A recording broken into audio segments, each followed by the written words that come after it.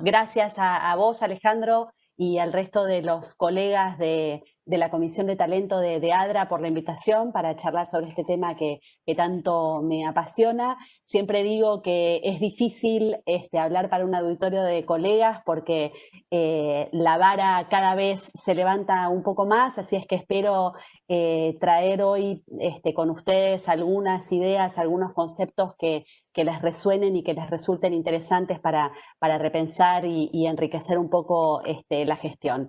Así es que para arrancar me gustaría repasar algunos conceptos básicos para asegurarnos de que estamos todos en la misma página.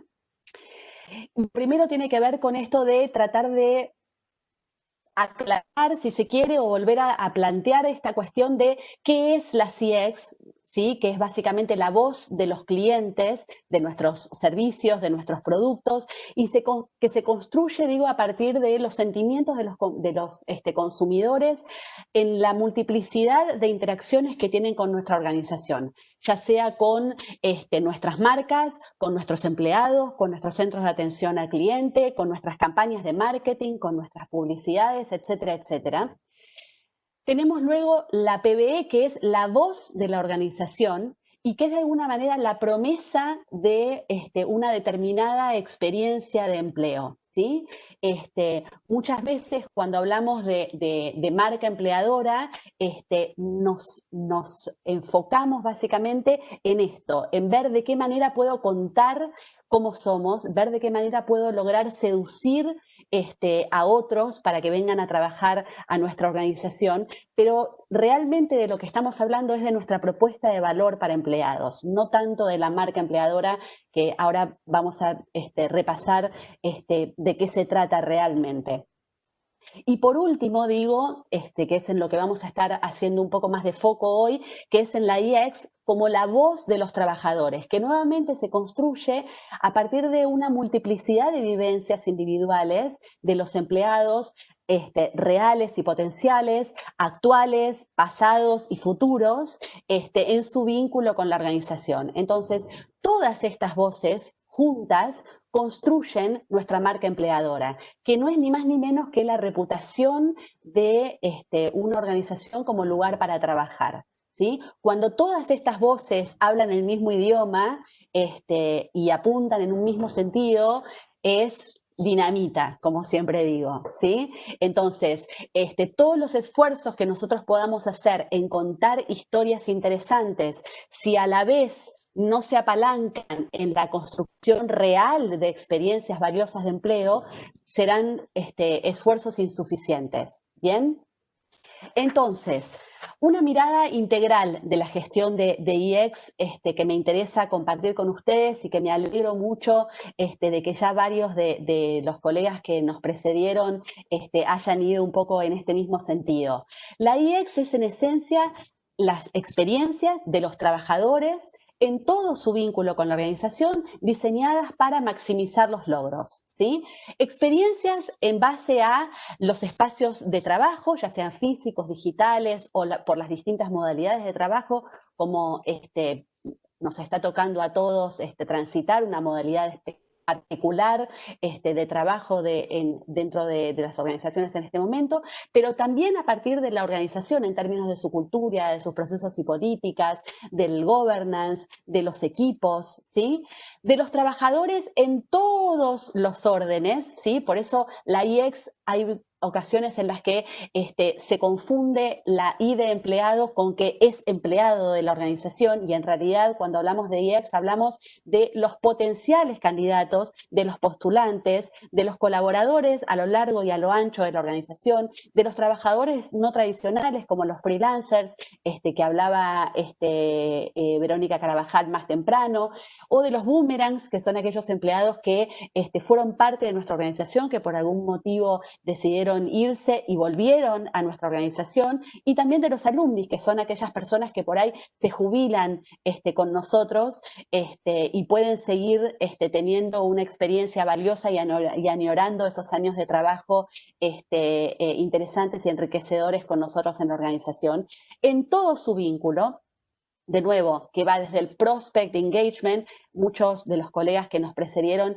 estuvieron hablando muy especialmente de estos primeros momentos del prospect engagement, de la experiencia del candidato o del ingreso. Muchos hablaron de todas las instancias de onboarding, pero también hacen en términos de los beneficios del desempeño, del reconocimiento, de la colaboración, del trabajo en equipo, diseñadas a partir de estructuras organizacionales sólidas, de un layout que fomente efectivamente el trabajo enriquecedor, de la manera en la que se construyen los vínculos entre las áreas e interáreas, de la funcionalidad y del equipamiento, o sea, de disponer con los recursos necesarios para hacer mi trabajo, de tener permiso y de sentirme empoderada para tomar decisiones, ¿sí? De sentir que no estoy remando en dulce de leche, que me piden que mi objetivo de trabajo sea llegar a la luna y los recursos de los que dispongo son cartón y una cinta de embalar, ¿sí? Para lograr maximizar los resultados en dos planos, ¿sí? Los resultados de la persona en términos de que me sienta enriquecida, valorada, que crezca profesionalmente, que tenga un nivel de salario adecuado, etcétera, etcétera. Y por supuesto también los resultados de la organización, ¿sí? Entonces, todo este gran combo de cosas es lo que Ben Whiter plantea como la experiencia holística de los empleados, ¿sí?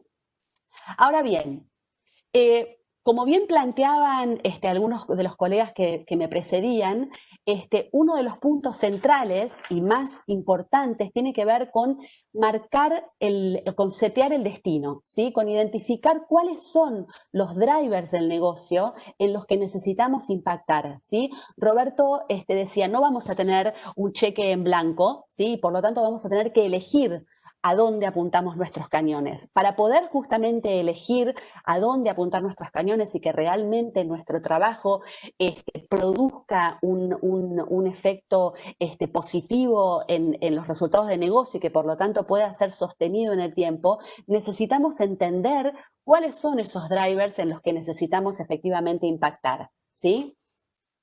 Ahora bien, una vez que seteamos el rumbo, que dijimos hacia dónde tenemos que llegar, agarramos el mapa y empezamos a marcar, bueno, ¿cómo vamos a hacer? ¿Qué ruta vamos a tomar? Y esto es un poco lo que planteaban hace un instante los colegas de BBVA. Ellos lo ponían con el modelo operativo de la experiencia, que es el framework de la experiencia, y en donde básicamente decimos, bueno, perfecto, dijimos que necesitamos impactar en estos drivers de negocio. Para eso, esta es nuestra propuesta de valor, esta es la manera en la que vamos a comunicarla, esta es la manera en la que vamos a hacer el delivery de la experiencia.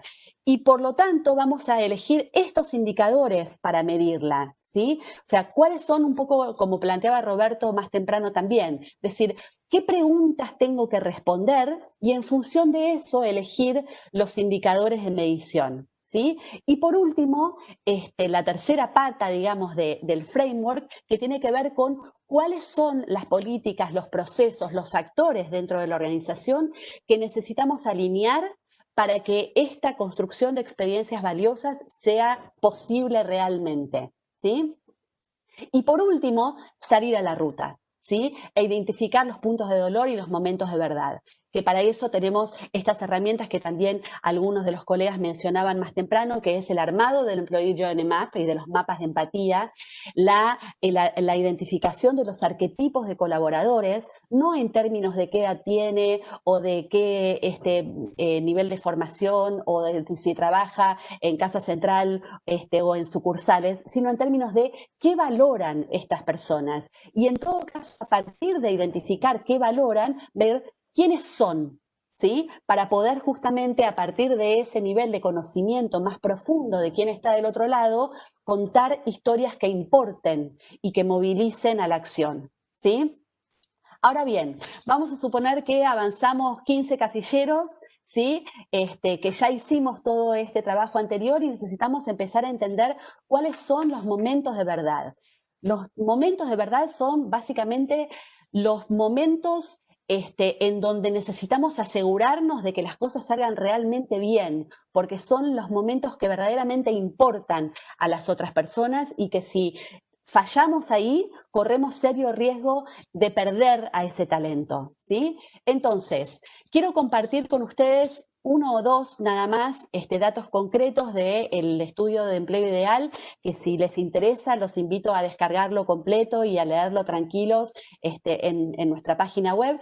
Pero básicamente en el estudio lo que hicimos fue, entre otras cosas, preguntarle, bueno, ¿por qué supones que tu empleo ideal estaría en esta organización y no en esta otra? ¿Sí?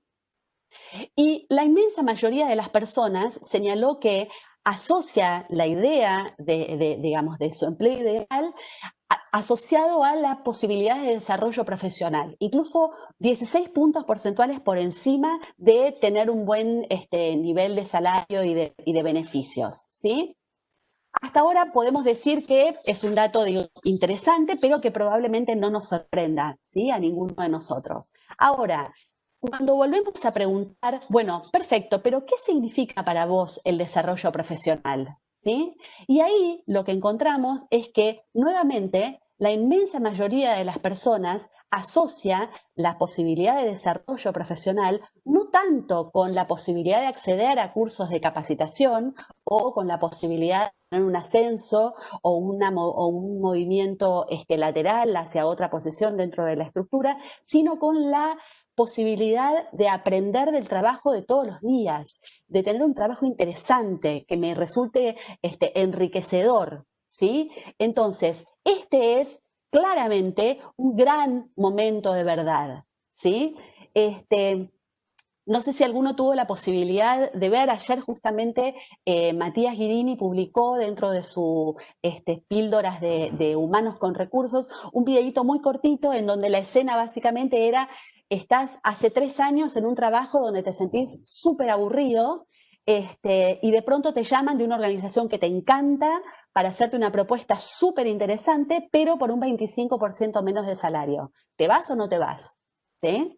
Y el 88% de las personas de ese videíto, obviamente una pequeñísima muestra, decían que sí, que se irían. ¿Sí? Entonces, más allá de que, por supuesto, no siempre y no todos tenemos la posibilidad de prescindir de un 25% de nuestro ingreso mensual, pero más allá de eso, lo que me parece interesante destacar es que aún ese 22% que por alguna circunstancia decide quedarse en esa posición, va a permanecer con un compromiso emocional con su trabajo, con su líder y con la organización roto, ¿sí? Y que ese compromiso permanecerá roto hasta tanto se resuelvan estas cuestiones de fondo que verdaderamente son las que importan mucho y que a lo mejor por otras circunstancias exógenas se encuentra atado a no poder salir, ¿sí? O sea, cuando hablamos de marca empleadora y cuando hablamos de employee experience, me interesa mucho destacar esta idea de que no hablamos de retention, no hablamos de retener al talento, sino de fidelizar al talento. No me interesa que las personas permanezcan en la organización porque no les queda otra, ¿sí? Porque hay un 2% o 2 dígitos, digo, de desempleo a nivel nacional, sino porque genuinamente eligen trabajar en esta organización y dar lo mejor de sí, ¿sí? Entonces, creo que estos elementos nos ayudan a visualizar esta cuestión de que el trabajo desde las áreas de recursos humanos tenemos sobre todo la responsabilidad de cristalizar estas cuestiones y de que las posibilidades de enriquecer el trabajo de las personas están muchísimo más en las manos de los líderes de la organización o de el diseño, digamos, de la organización y la manera en la que se relacionan unas áreas con otras que con la gestión propia de las áreas de recursos humanos, ¿sí? Digo, la frase que seguramente todos los que estamos conectados hoy conocemos de memoria, la famosa frase de Branson de no te preocupes por tus clientes, preocúpate por tus empleados, porque si tus empleados están bien, ellos se van a preocupar por tus clientes. Esta frase que tantas veces repetimos tiene el peso que tiene justamente porque quien la dice es el CEO de la organización. porque si esa misma frase la hubiese dicho un VP de recursos humanos, probablemente no hubiera llegado a tener el nivel de relevancia y de resonancia que tiene, porque todos esperamos que un VP tenga esa sensibilidad, pero no todos, pero justamente lo que sorprende es que un CEO de la organización que tiene todos sus cañones apuntados a los números, ¿sí? Llámese EBITDA, market share, profit, o sea, la variable económica que quieran, tenga la sensibilidad de entender que todos esos números son más fáciles y más probables de ser alcanzados si en lugar de estar empujando a mis equipos, logro que se enamoren de esa zanahoria que ponemos delante, ¿sí? Entonces, creo que ese es un poco el foco que me parece que es importante resaltar, ¿sí? Y que creo que para cerrar, y no robar muchos minutos más, pero para cerrar, creo que un poco en la síntesis es entender que uno de los principales obstáculos en la construcción holística de experiencias valiosas de empleo en términos de Ben Whiter tiene que ver con que probablemente de los 200 profesionales que estamos hoy conectados en un evento de estas características, seguramente el 99% de las personas seamos profesionales de las áreas de recursos humanos, ¿sí? Y que para que esto tenga sentido y para poder producir transformaciones verdaderamente significativas y que impacten en los números de negocio, si no tenemos la suerte de tener un Branson como CEO de las organizaciones para las que trabajamos, probablemente nosotros tengamos que hacer un esfuerzo significativamente mayor para nosotros hablar el idioma de ellos y no esperar que ellos entiendan el nuestro, ¿sí? Por eso me parece que lo más importante y lo más difícil para nosotros también es tratar de linkear las consecuencias, los efectos de una buena gestión de EX en los números reales y en los drivers del negocio, ¿sí?